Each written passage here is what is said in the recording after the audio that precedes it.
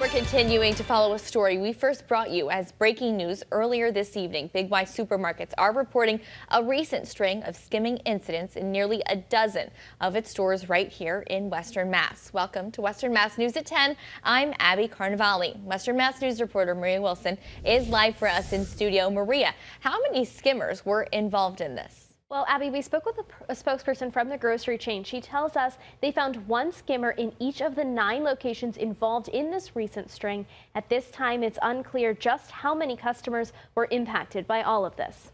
A popular grocery chain falling victim to skimming. When something like this happens, we immediately want to jump on that and let people know. The Big Y announcing on Friday that between December 19th and 21st, it experienced a string of incidents where an unknown individual inserted a skimming device at several locations across the Bay State. Essentially, we were able to come across them, and when we did find one, we went ahead, we alerted the officials, and then we also looked at all of our locations and all devices.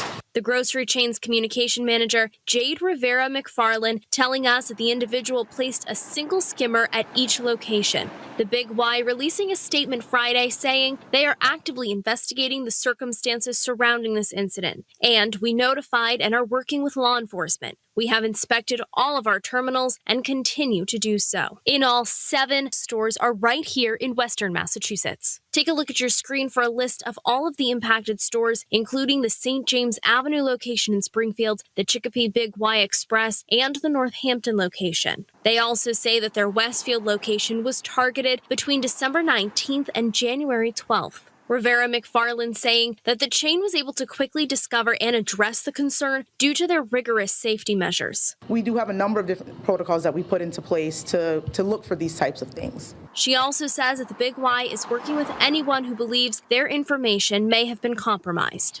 If we should find that somebody's information was compromised, we are going to obviously work with them to make sure they can protect themselves.